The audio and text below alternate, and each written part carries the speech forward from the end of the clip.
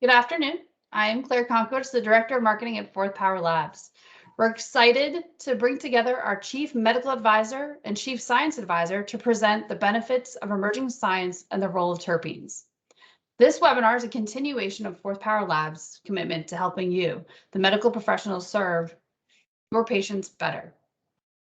Over the course of the next 40 minutes, our expert advisors will take you through how cannabinoids and terpenes work together, the potential benefits of CBG and emerging cannabinoid, cannabis terpene basics, and terpenes of interest.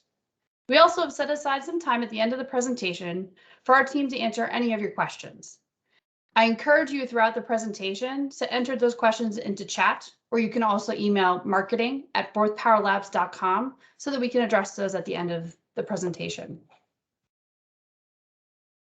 Today, I have the pleasure of introducing our expert advisors who play a key role in the product formulation, educational development, and customer support at Fourth Power Labs. Cannabis expert and sought-after speaker Jeffrey C. Raber, PhD, is the Chief Science Advisor at Fourth Power Labs. Dr. Raber received his BS in biochemistry at Lebanon Valley College in Pennsylvania, and subsequently a PhD in organic chemistry from the University of Southern California, with an emphasis on developing new synthetic technologies useful in pharmaceutical drug discovery and manufacturing efforts. Dr. Raber studied botanical phylogenetic relationships based on the rubisco enzymes evolution while in college and was named to the USA Today 1997 All USA College academic team for his research accomplishments in this area. Dr. Raber entered cannabis in 2010 and has published 5 peer-reviewed articles on cannabis topics. He's been invited to lecture about cannabis around the world, holds multiple patents on cannabis-based technologies, particularly pertaining to terpenes, and is often sought out by the press to comment on topics he's recognized as one of the industry's scientific thought leaders. Dr. Raber has been a part of the Fourth Power Labs team since day one and a key player in the formulation of our proprietary terpene blend.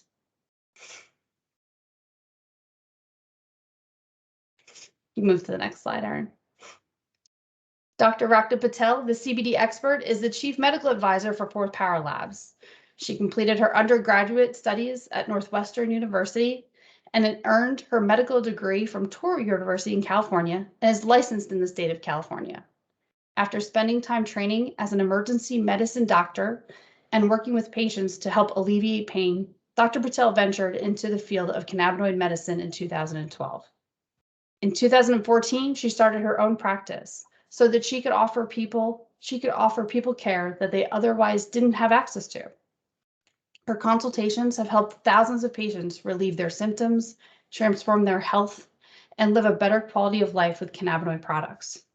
Now on a mission to impact lives beyond her lifetime, she's published a book in partnership with Penguin Random House, has grown a YouTube channel to over 1 million views, has been interviewed on over 300 podcasts, serves as a go-to media correspondent, has taken the stage internationally, educating both medical and non-medical audiences, and most importantly, dedicates her time to educating other medical professionals about cannabinoids. Please join me in welcome Dr. Raber and Dr. Patel. Welcome, guys. Thank you for the kind introduction, Claire. Definitely appreciate that one. And thank you everyone for your attendance today. We look forward to providing you with some thoughtful insights and hopefully educational perspective on cannabis. And I think it's important to kind of mention, why do we talk about medical cannabis, especially when there is already a pharmaceutical product developed around single molecule THC. And it's pretty easy to see many folks saying, that type of product didn't work well for me. There is so much more effectiveness to be had from whole plant medicines, from extracts and other products derived from cannabis when you start to include more than only one molecule. This is commonly referred to as the entourage effect, sometimes the ensemble effect, and how more of these components than just one ingredient are kind of acting together across the body to really help bring that physiological effectiveness. So many folks Some have seen, utility from single molecule THC. Others say they see better effects when there's more things around it, which other minor cannabinoids and terpenes. And I think terpenes are becoming much more well understood to be important players in this respects, and that there are many of them still yet to be fully understood in many ways, but we are just embarking on trying to drive deeper into the understanding required to say which terpenes are beneficial when, and which amounts for which types of patients.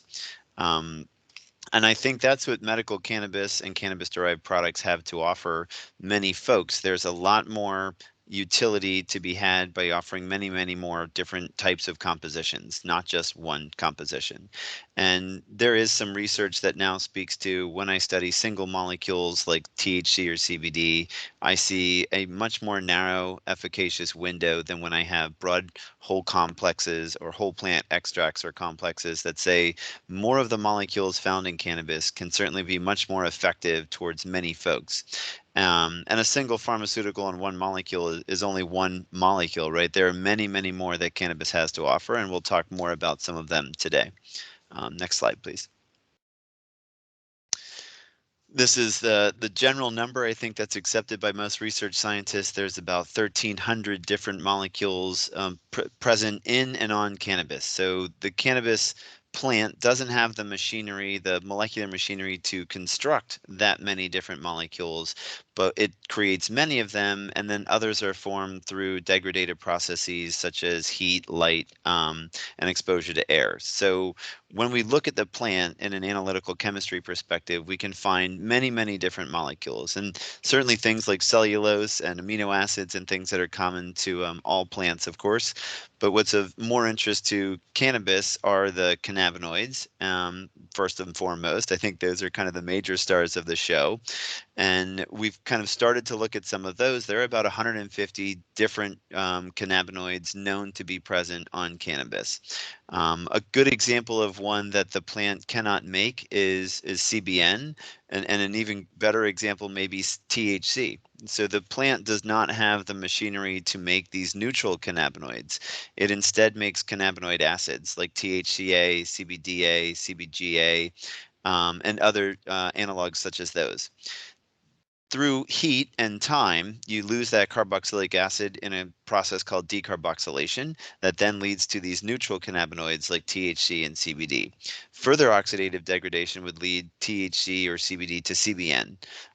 So we talk about many cannabinoids, and kind of the ones that we first and foremost talk about are not even ones directly produced by the plant. The cannabinoid acids are the ones produced by the plant.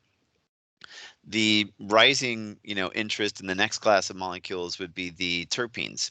And terpenes and terpenoids are certainly plentiful in the botanical world. Many of the plants make those in many different ways for many different reasons.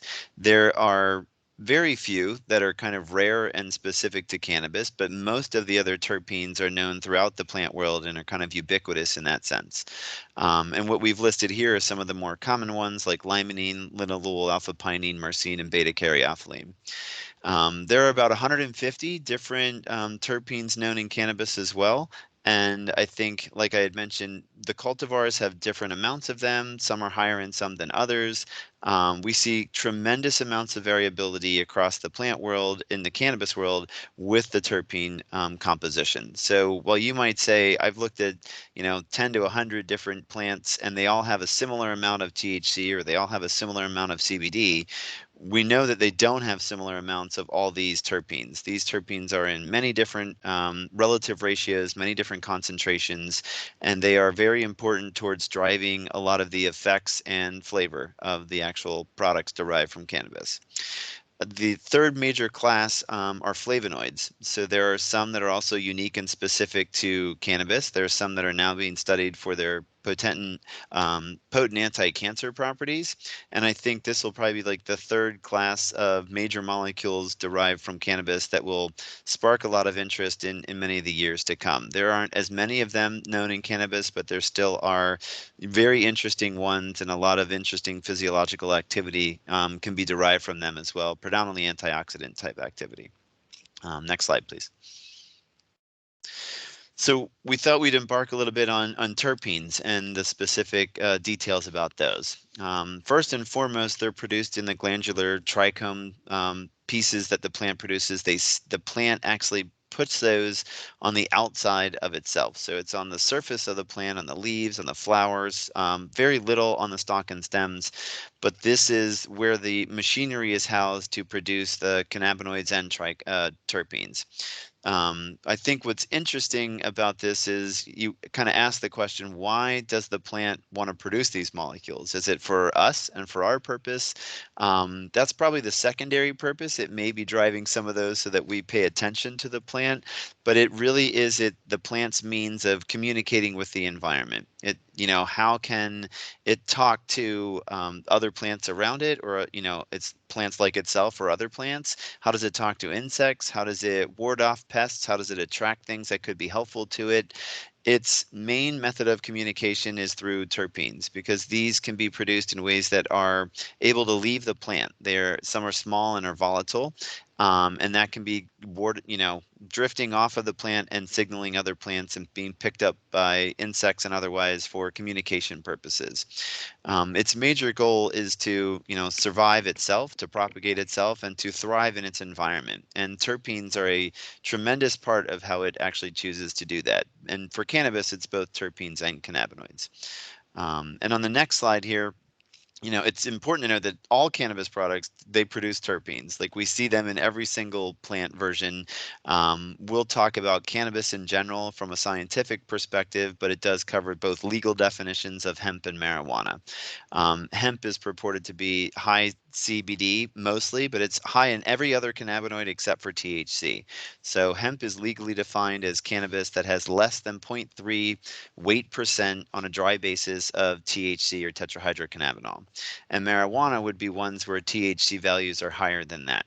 And as I'd say, from a chemist perspective or a research science perspective, that is legal definitions. That doesn't mean one's better than the other, but it does mean, unfortunately, today they're taxed differently and one may be more accessible than the other. And any cannabis varietal will provide you with a terpene profile. And here's two examples in kind of pictorial form that shows you the difference in what these profiles may look like when you analyze the same terpenes, but see different ones being present and certainly different relative ratios of them as well. These are what we think of as a chemical fingerprint, or the chemical profile of these botanical plants. And I think this is probably the best way to demonstrate the wide variability in just a simple picture with two images. You can see those definitely do not look the same. It's a lot easier than looking at rows and rows of numbers and trying to discern how different might they be. And part of the cannabis challenge currently is how to best represent some of these complex profiles in simple and easy to grasp and quickly to grasp fashions. I think there's still a lot of work to be done on that. This is one way. There are many others being explored. And I think that'll be some of the exciting parts of cannabis in the years to come, how we start to communicate better about their compositions. Next slide, please. Terpenes are certainly known to drive a wide variety of physiological effects. Because there are so many of them, they certainly have the potential to have a lot of different effects. But even similar or the same terpene molecule can have a number of different effects, especially across different people. And we've seen single molecule studies for the most part on where terpenes may be interacting throughout the body, what types of physiological effects might they drive. But we know they are certainly impactful in changing mood, perception, sometimes your thoughts. You might have experienced something along these lines when you smell a certain product. You kind of have a scent memory. It might take you back in time to when you smelled that pie and a favorable event such as Thanksgiving holiday. Those olfactory triggers definitely elucidate or elicit different things inside the brain and might bring up good and or bad memories. We know that the various effects of terpenes can also be useful in impacting pain and inflammation cascades.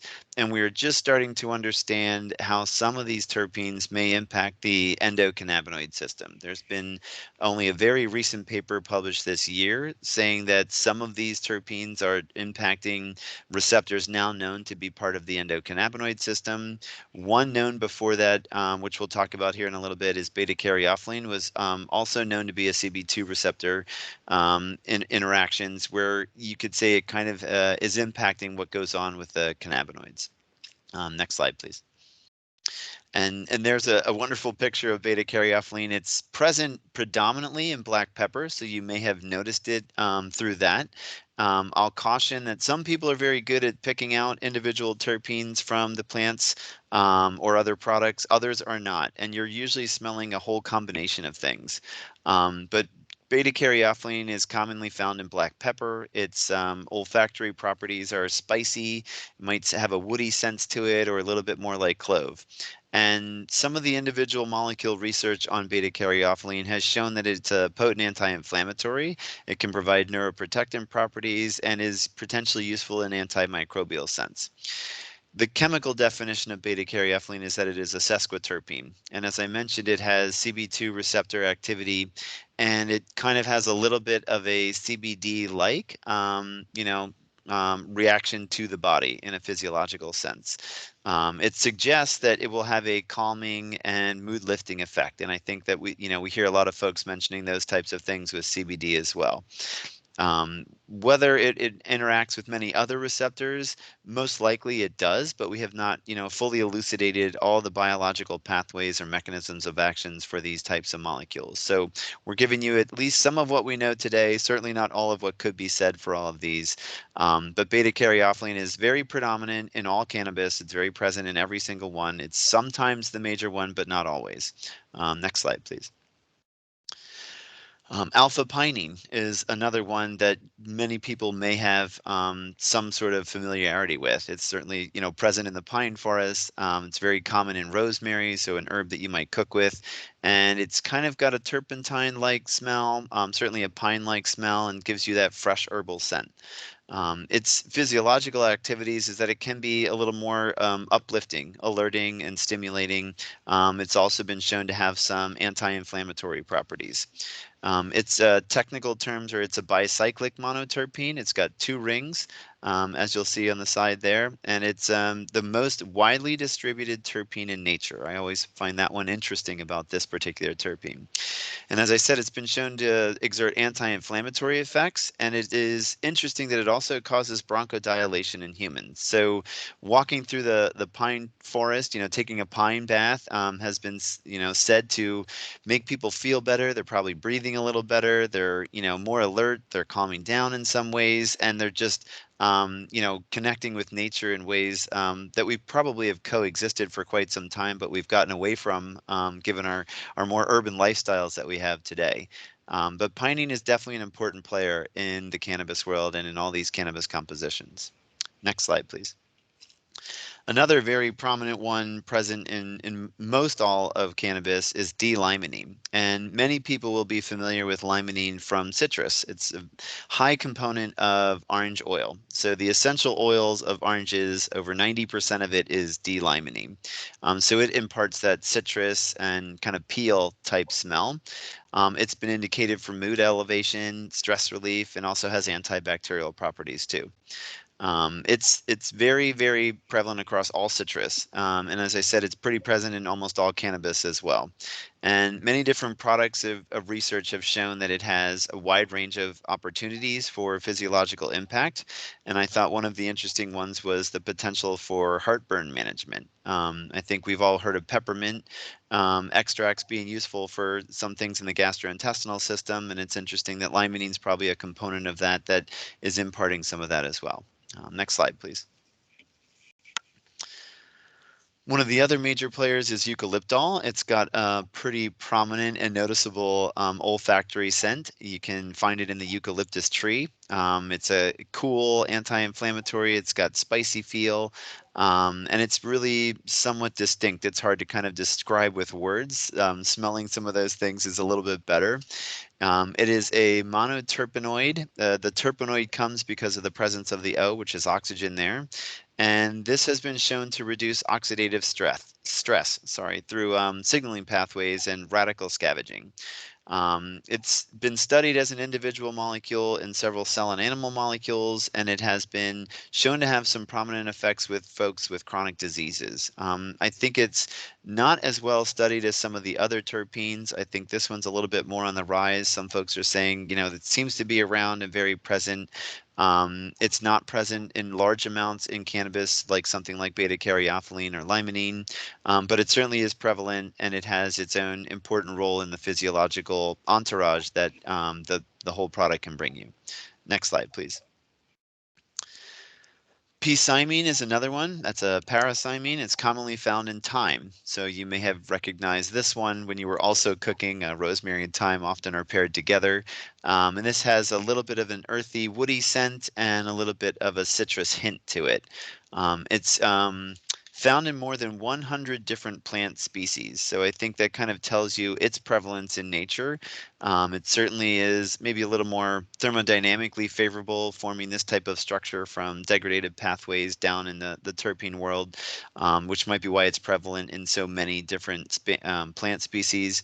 But it also has been demonstrated to have some anxiolytic, antimicrobial, anti-inflammatory, and antioxidant type properties. It's this one I think is a little more on the rise as well, because we are starting to say it is so prevalent. It does have some important biological impacts, and maybe we should be sure to incorporate this in more products. We think that this one has a lot of great potential to be further elucidated in the near future as well. Next slide, please. And alpha-humulene, a lot of folks may be more familiar with this one because it is very prevalent in beer. It's found in hops, and that is probably the one that brings its fame. It's a woody, bitter, and a little bit peppery to some folks, and this one has been demonstrated to have antibacterial and anti-inflammatory activity. It was first identified in hops, which I thought was pretty interesting, and can compose up to 40% of the hops essential oil. So it's a major player in that one. And alpha-humulene and epoxide derivatives of that, oxygenated derivatives, are largely responsible for the aroma of most of the beer. Physiologically, it's modulated a lot of the inflammatory activity, and it's I think another player that is very important to the whole plant effects of cannabis. And more work is going to be done. We're aware of some more work being done with humulene and humulene derivatives to try and elucidate more of the biological activity of those as well. Next slide. And then how do cannabinoids and terpenes work together? All right, Jeff, thank you for that solid foundation.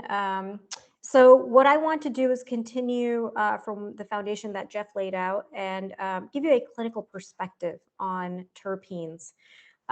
So basically what you're seeing in front of you is a depiction of essentially how terpenes and cannabinoids are thought to work together. And essentially what's believed is that you have a dominant molecule, the cannabinoid, which is then being assisted in a synergistic way to have its clinical effects with terpenes, okay?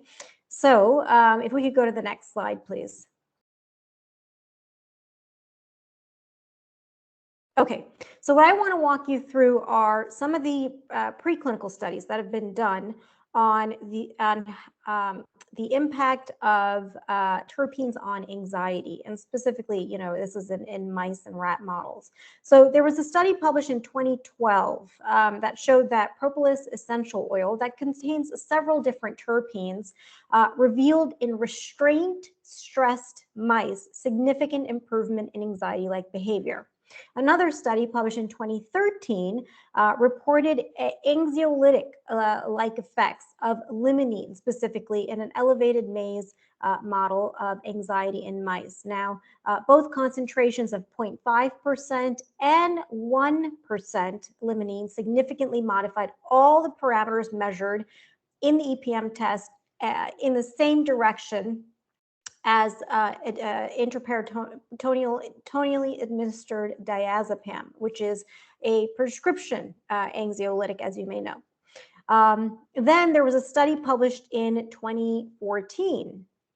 And in this particular study, they evaluated the anxiolytic activity of limonene through marble burning test and the antioxidant potential, both in vitro and in vivo, in the hippocampus of adult mice. And subjects were treated with limonene, ascorbic acid, diazepam, or placebo of saline. And the results showed that the greatest reduction in marble burning in the subjects treated with limonene, suggesting an anxiolytic effect of limonene. All right, if we could go to the next slide, please. All right, so what's the potential mechanism of action of terpenes when it comes to anxiety? Well, what we do know is that based on a study published in 2015, that plant essential oils appear to exert anxiolytic effects without having GABA / benzodiazepine activity, okay? So what we know is that the terpenes are acting in routes different than benzodiazepines, which are probably the most commonly prescribed medications for anxiety. The other thing I want to point out to you is the effect of terpenes on the immune system. So a study published in 2008 showed that terpenes extracted from a South American tree significantly improved natural killer cell cytotoxicity, both in vitro and in vivo in tumors. And then the other thing that's important to know is that a study published also in 2008 showed that terpenes isolated from, bear with me, Ganoderma applanatum presented protective effects by possessing antioxidant abilities. All right, next slide, please. So we thought we'd also highlight one of the other, previously conceived minor players, but one is rapidly on the rise, and that is cannabigerol, or CBG. And as you'll see listed here, there are a large number of potential physiological impacts that it can make. And I think we have the insights and perspective that say these things are definitely going to be impacted by CBG, but the specific mechanisms of action, or physiologically, which receptors are causing these types of impacts and in which ways are the biological mechanisms at play, are still yet to be fully elucidated. As you guys may be somewhat aware, the endocannabinoid system seems to continuously get more and more complex. I always found it entertaining that the biologists started numbering them CB1, CB2, and then they kind of gave up, but yet we see many, many other ones that are interacting with these same molecules and are now being considered part of the endocannabinoid system. It is a large network of receptors, retrograde signaling, up and down signaling cascades, really have important functions in how things, balance throughout the body. And because it is so fundamental to homeostasis and the body's balance, it can impact a large number of conditions. And I think, go ahead, Aaron, if you go click through, there's a couple of more listed here. And you can see the list is large. And I think whenever you look at a cannabis list, there are many that are listed. And I think, it first causes pause to say, well, can that really be true? But when you realize this is a fundamental system in the body, I think you start to say, well, yeah, it very well may be true, but how do I target each of these, and which types of compositions are best for which person with these particular ailments, and do they have only one or many of them? I think that's where it becomes more challenging. But patients can find what they need through standardized, consistent products, which is a major goal of Fourth Power Labs. How do we provide the right, composition consistently every single time? And, as I was saying, CBG has very broad receptor activity. It's much like THC and CBD. We know from research done with CBD, you can look at things that have, you can look at a review of CBD and you can see that it has activity at more than 60 receptors in the body. So to say it goes here and it does that, while it doesn't mean it's not doing other things, and it's a little bit more difficult to say what it may be doing more of or less of for certain types of individuals. Some folks might be expressing more of receptors than others. And we do a lot of this work in mouse models or receptor-based, assays. So it's not always in people. And we're very eclectic, species ourselves. We're very different. Everyone's their own unique individual. But what we think we know today so far is that CBG has activity at both CB1 and CB2. It's a little bit more like THC, but has a lower affinity for those receptors. So I think there's, much less psychoactive potential in that respect, but some folks may still see that. I think the jury is definitely still out on what types of effects you might see in that regard. So I don't want to purport that in any type of way. I think we really don't know what types of psychoactivity or um, responses might be coming from CBG by itself. It's often not by itself. Right? It's with other cannabinoids, and most often the understandings we have today from the medical cannabis community, it's predominantly THC with a little bit of CBG. But that's changing, I think, for the better, which will be fortunate. We'll start to understand these in a little bit better fashions. There have been some studies that have shown us the alpha-2 adrenoreceptor agonism is present with CBG, and this has really interesting implications for ADD and ADHD, withdrawal from opioids, PTSD, and even could potentially impact dementia. So there's definitely some really important physiological biochemistry activity going on in that world. And perhaps why we had heard Dr. Patel talk about it's a different pathway than the diazepam or the Valium type analogs and the benzodiazepines. Maybe there's some to be had from the 5-HT1A antagonist activity that CBG also has. And this was important that it does interact with SSRIs and antidepressants. So if anyone, is interested in, consuming any product with CBG and they are on any SSRIs or other antidepressants, like first consult your doctor, make sure that they're going to be aware of this. There may be some very unpredictable effects that come from that. And it's important to say, whenever you introduce any new physiological impactful molecules, be very careful, use caution, start at very low amounts, and ideally under the guidance of a medical professional and a doctor. And CBG has also been shown to possess a little bit of PPAR gamma nuclear receptor activity. It's got stronger affinity than both THC and CBD there, and its effects were potentiated and enhanced by CBD. And this has implications in metabolic syndrome. And again, I think it's great that the research had shown putting these two together has a little bit more impact. I think it's a better hint towards the entourage effects having more credence. And I think we're going to start to see more and more research along these lines where we know we can't just study the single molecule to know its full effects or potential effects, but it does help us elucidate where it may be acting, and then which ones we might want to kind of add along with it to help develop these formulations in the best possible fashion. Next slide, please. Back to you, Dr. Patel. All right, so I am going to once again go over the potential clinical benefits of CBG. As of today, there's really no clinical research in humans. What we have to work with are preclinical studies again. So I'm going to start with inflammatory bowel disease. So there was a study published in 2013 in which researchers induced inflammation similar to inflammatory bowel disease in the colons of mice, and then they administered CBG. CBG was found to reduce the inflammation and the production of nitric oxide. It also reduced the formation of reactive oxygen species in the intestines. And so they concluded that CBG should be considered for clinical experimentation in inflammatory bowel disease patients. Huntington's disease. So a study published in 2015, the researchers examined the potential neuroprotective effects of CBG. They studied CBG in mice who had an experimental model of Huntington's disease.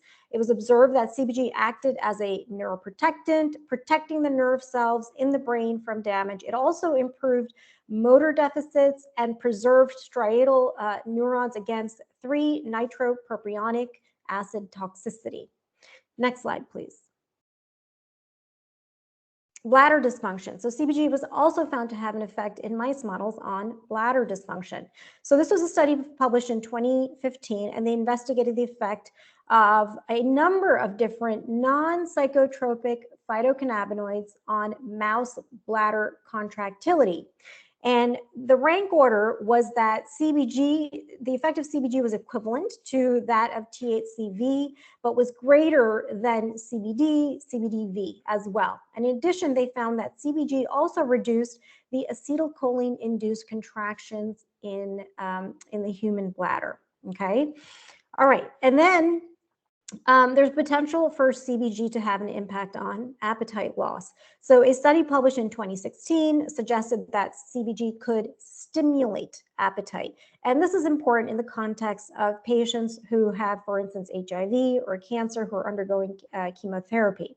So rats were administered CBG or placebo, and these were in rats that were pre-satiated.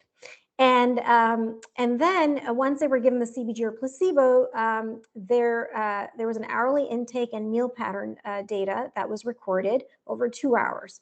And in the feeding assay, 120 to 240 milligrams per kilogram of CBG more than doubled total food intake and increased the number of meals consumed.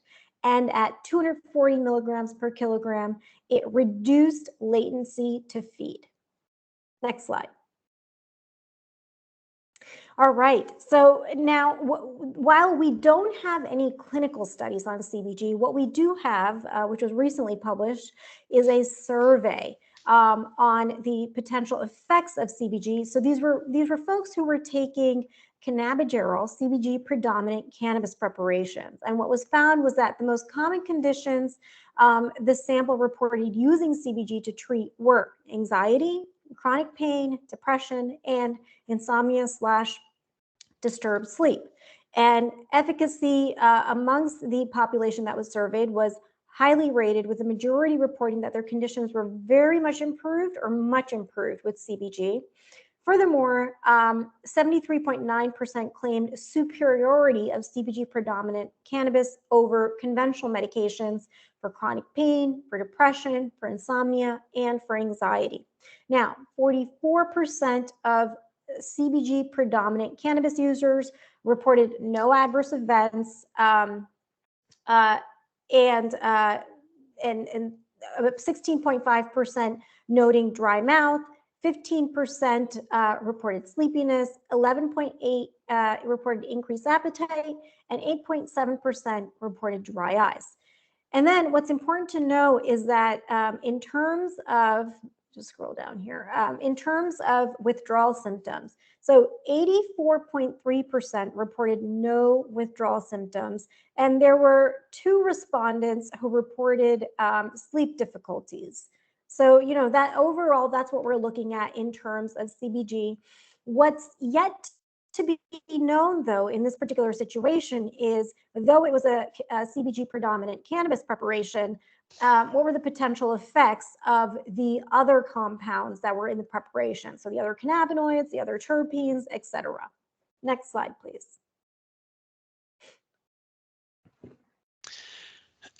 Importantly, you know, as I had mentioned, consistency is absolutely critical to getting the same physiological effects and response time and time again. And that was, you know, as we've kind of elucidated, cannabis is exceptionally complex. There are a number of molecules to watch.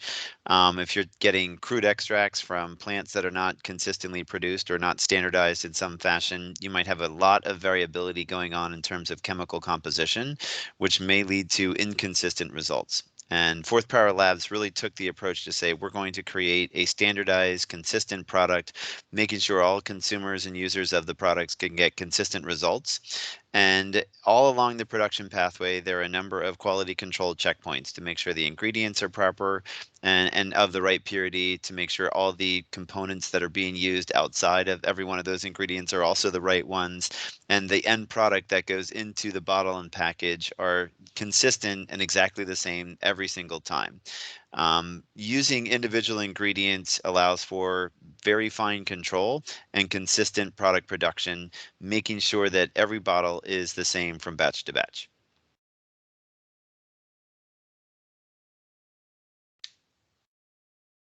Sorry, I had a little technology issue there. No worries, no worries. Thank you, Dr. Haber. And thank you, Dr. Patel. As you've seen, The growing number of research and anecdotal evidence demonstrates the potential value of the orchestra of terpenes and cannabinoids to help patient care. At Fourth Power Labs, we believe in the transformative role hemp products can play in your patients' lives. We also believe these products do not belong on the shelf of your local convenience store and administered casually. For the most effective care, hemp products should be taken under the guidance of medical professionals like you, with dosing recommendations informed by the patient's medical history and knowledge of interactions with other medications.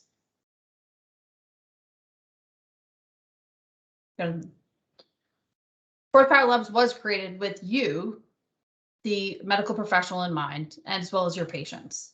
Founders of Fourth Power Labs, knowledge of independent pharmacies, as well as other medical professionals, and understanding of FDA regulated environments comes from past leadership roles at companies such as AmerisourceBergen, Harvard Drug, Major, Rugby, and Letco Medical. Whether you are new to CBD or looking to revitalize your CBD sales, Fourth Power Labs is committed to providing a safe and reliable product bolstered by educational resources such as these that empower you to speak to your patients with confidence and knowledge. So we have about 20 minutes. I have to say kudos to Dr. Patel and Dr. Raywer. You guys were spot on with time.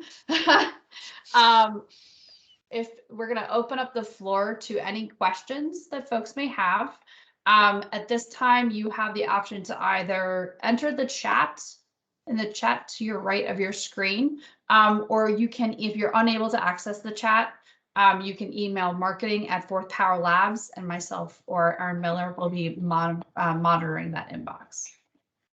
We'll just give a couple minutes.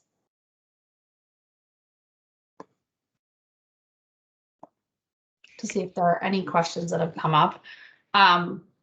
Or, while we have the floor open. I don't know if there are questions, either Dr. Patel or Dr. Raywer, that you've gotten from patients or other medical professionals when you've had discussions around terpenes or any specific cannabinoids. There's always a myriad of questions. I think some of them come from supply chain pieces, though, like how available are the types of products. And, a couple of years ago, you would say, I don't know if you could have any CBG, but now there are a number of hemp farmers that have been able to produce these, higher CBG plants. They've knocked out the THCA or CBDA synthase genes so that you're only producing CBG acid and allowing them to kind of harness CBG. So I think there's no supply chain issues in that respects. It's a prevalent ingredient. It will only, continue to be produced in more and more fashion, I think, especially as others are starting to understand the potential of it. So from a product quality and supply chain standpoint, I think that you can definitely count on this product line not disappearing. The ingredients are readily available, and I think how they were put together is very intelligent in being able to impact a large number of potential patient consumers.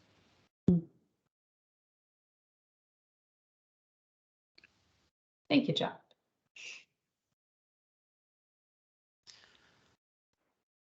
And I don't know about you, Dr. Patel, but a lot of folks are like, which one's right for me? That's probably the most common question. And there's a poor cannabis answer, which is we don't know. We perhaps may have some ideas we might suggest, but it really is a matter of trial and error at this point. We don't really, we can say we've got a lot of patients that have these types of effects. This should be good for you. Go ahead and try it. And that may not be as comforting to some patients or professionals that recommend, impactful physiological tools such as these. But it is better in terms of cannabis because we know of its broad-based relative safety versus toxicity, right? So it's efficacy windows and where these doses are very efficacious and where you can find impacts are very far away from where we see any potential toxicity. Now, that doesn't mean everybody would have that type of response. You should always, take care and caution with these types of things. But I think, you can see it happening in a grand experiment across these state-based systems where the experiment's going on. A lot of people are consuming these things, and we don't have radical adverse events and people, falling over in catastrophic failures from using products such as these. And I think that speaks to there's a lot of physiological potential, but it doesn't interact with the body in ways that are causing grave harm. And the amount that you need to get to some place of grave harm is a really, really large amount, which then gives us a great amount of comfort to say, hey, we can go ahead and try these, especially at lower doses. There's always that fine line between medicine and poison, and that's the dose, right? So make sure you start slow or start low and go slow and figure out what's right for you. But it is okay to embark on the question of how might this impact me when I'm trying a new cannabis product such as this one. You can take a little comfort in that others have tried it. It doesn't seem to cause harm to a large number of people in any way. And it may have very good benefits, but for you to figure out if it has those benefits, you will have to try it. And the great part is if it does have those benefits, you can rely on this as a consistent product. There are just a large plethora of cannabis products that are not consistently made. And I think it is exceptionally cruel to many folks to say, here, this could help you.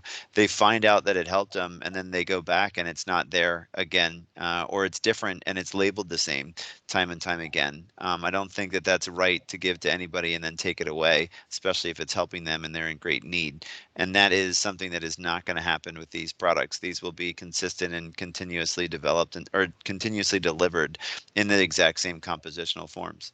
Mhm. And I think you kind of also drove home the component of, from a consumer perspective, why on the Fourth Power side, we drive you to work with your medical professional, because it is very important that you are aware of, the myriad of other products other medication you may be on, the unique component of your own, your physiological, your environmental, like all those components as you're doing, as you're trying to find the right levers that deliver the right benefits when you're exploring, these new cannabinoids. Exactly. Yep. And I will add just one point of caution. Dr. Patel covered some milligram per kilogram levels that they used in the studies. Those are for rodents and not for Right. humans. They have very different metabolic rates than we do, and they require a lot larger amounts. So you cannot directly extrapolate, hey, the rat took 500 milligrams per kilo. I weigh 50 kilos. I better go take 2.5 grams of this. That is not how it works. Like, we don't do dosing in that regard. Or is it was 200 milligrams, I must need 200 milligrams. It's not a direct translation from the rodent models. So the numbers that you saw in this presentation do not necessarily indicate the dosing range that you should embark upon. Definitely talk to the medical professionals about what might be a good place to go. Go start and then figure out what's right for you through some experimentation. Thank you. So a question did come through, and I'm going to need to tag team with both of you to answer part of this. But there was a question, are all Fourth Power Lab products THC free? And the answer is yes.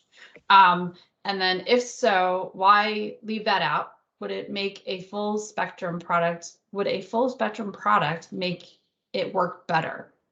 So I'll answer from more of the business component, and then if Dr. Patel and Dr. River want to answer from a science perspective.